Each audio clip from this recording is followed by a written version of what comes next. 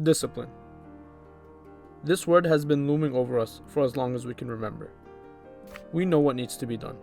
We know what it takes to make some extra money, what it takes to get fit, to get mentally stronger. All the information we need to find out about these processes is already out there. And if you're watching this video, chances are you've already been exposed to it. So are you back on YouTube? Still searching for motivation? There's also chances that you've had a good streak of performing productive tasks and stuck with healthy habits for a while, until you relapsed back into your old habits again. Let me paint this picture. You woke up energized, ready to grab life by the horns. You hit the gym first thing in the morning, ate a healthy breakfast, got your protein intake, slept sufficiently, and overall you were productive. The next day you wake up again, proud of the effort you put in the day before and ready to tackle the day again. This time, a wrench is thrown in the mix. It could be something unexpected happening that messed with your schedule. It could be a poor night's rest. Or maybe you felt so good about yesterday, you told yourself you deserved to ease into today. So you push your workout back a bit. Just a bit. But time is known to fly, and the next thing you know, it's already 7 p.m. All of these reasons or excuses happen to each and every person. If you're productive or disciplined enough, you'll hop right back into action as soon as possible. If you're like basically 95% of the rest of the population, you're likely to slowly start slipping into your old ways. Then, all at once. And in the end, no total progress is made at all.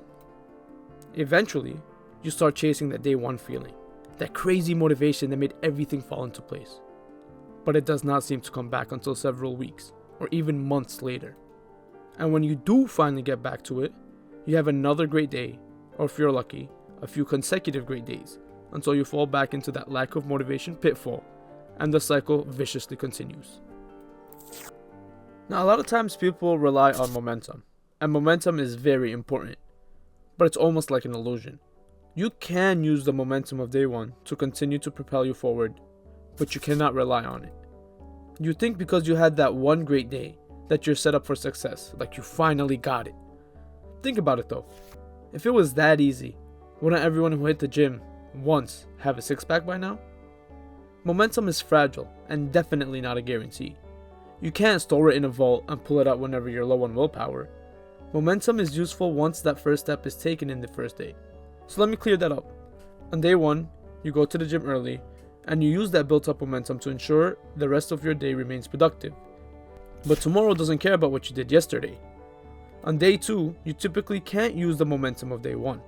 So on this new day, if you're waking up and start scrolling through some TikToks or some Instagram Reels, or you just lie there staring at the ceiling for a bit longer, you cannot just pull the energy you had from yesterday. You might even convince yourself that it's okay to rest a little longer because of the progress you've made. And that's where it starts. Momentum fades as soon as you start to expect it to do the work for you. The people who stay consistent do not rely on riding the wave of the day one motivation. It's because they treat each and every day like it's day one. Not because they forgot what they've accomplished. If anything, their achievements would be more visually apparent. But instead, it's to remove the need of a reliance on something that they may not be in their control. Yesterday wins are just that, yesterdays. Today you gotta show up like none of that matters, because in the eyes of your goals, it really doesn't. So how do we do that? How exactly do we treat every day like it's day one? It doesn't take talent, motivation, or some superhuman mental toughness. It's structure, habits, and the system behind the scenes that people don't normally see. James Clear, the author of Atomic Habits, said, "You don't rise to the level of your goals. You fall to the level of your systems." Let's start with our environment. I think this one key detail is so important, I'll actually have to make a separate video about it. But I digress. Our mind is already so difficult to control. When we have all these stimuli surrounding us, it makes it easier for our mind to wander and stay distracted. Sometimes we have to treat it like it's a little kid. Remove the distractions. If your desktop is filled with video games and apps on the home screen, filter it out. You don't have to necessarily delete everything, just make them harder to access. Put Microsoft Word or whatever productive app you use for work front and center. If your workstation is cluttered with stacks of paper that you have to sift through, go through them and get rid of what you need and organize the rest. Don't give your mind excuses to get off task and go down some random rabbit hole that'll keep it sucked in for hours. You see the guy who never skips the gym, but you don't see the clothes he lays out on his bed every morning. You see the guy who's always journaling, but you don't realize he's been writing about the same 3 prompts for weeks. Discipline is not simply just powering through hard tasks through nothing but sheer willpower. Discipline is multi-layered, and its best form comes out when friction is removed. The goal is to design your life to support your goals. Now, if you want to eat healthier, decide in advance what you'll have for dinner, as opposed to waiting till 7 p.m., where your cravings for quick and likely calorically dense foods will kick in. You want to work out more? Decide what time you'll be going to the gym every day at the beginning of the week, and make it work with your school or work schedule. We're expected to make some bad decisions from time to time, but we can lessen the chances of it happening through these structural changes. The truth is, if you have to debate with yourself every day, you'll end up losing those battles until the positive voices give up on you again. Discipline is not only the battle at hand, it starts during the preparation of the battle. But once you're actually in the battle, you often become your own biggest enemy. More specifically, your feelings do. You don't lose your routine because of laziness. You've done it before, so you're definitely capable. You lose them because you just don't feel like doing it anymore. That phrase, "I just don't feel like it," is so slippery and can take anyone down. It takes many forms too, like "I'm pretty tired today" or "I'm not seeing any change, so what's the point?" Look at that. No dramatic failure, no life-altering event, just a shift in your attitude. Just a small voice that you had allowed to grow because of your compliance and lack of action. One day you were knocking out task after task, and the next, it feels like you're climbing up a mountain with no limbs. That's what throws most people off. You want to feel like doing something for you to actually do it. You don't need to be in the right space to journal or have enough energy for the gym. You need that day one motivation to start being on a roll again. But discipline does not wait, and neither do your goals. If your routine only works when you're in the mood for it, then it's not a routine. It's a performance you put up for yourself just to feel good. When you hit that emotional low point, the one that usually breaks your routine, your systems that you had set up are what quietly keep you from falling all the way off. You can't just be chasing a feeling. You have to be chasing the standard that you had set for yourself. You do what needs to be done, not because you feel like it, but because it's who you are. I want to go to that idea of plateaus. You know, those points where you feel like you're doing everything you can, but nothing seems to come out of it. To put it simply, you need to change what you're doing to reach the goal you had put in place. But it's all part of the process. Progress is often looked at to be like a staircase. Each step is right in front of you, and it takes you closer to the top. Pretty linear. I think at this point, we've figured out that that's the furthest thing from the truth. Real progress is ugly as fuck. You will relapse, show up late, even miss a few days. You are gonna want to quit.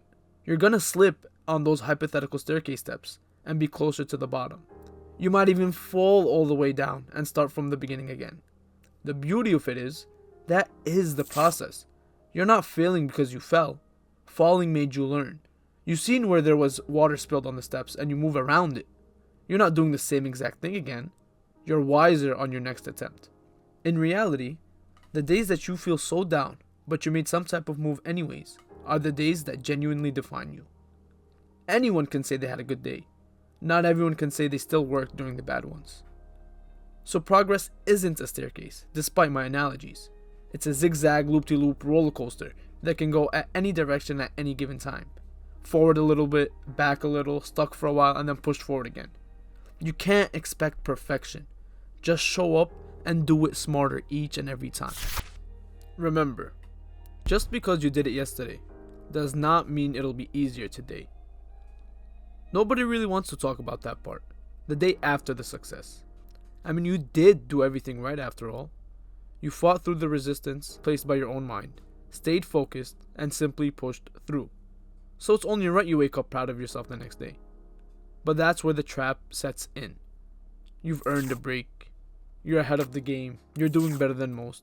That will soon turn into, "I'll go to the gym later. I'll write tonight instead." One relaxed day won't hurt, but it does. What's more important to discipline than pushing through the pain? It's pushing through comfort. I can give you 1,000 analogies about how there's no growth in the comfort zone, but you already heard them all.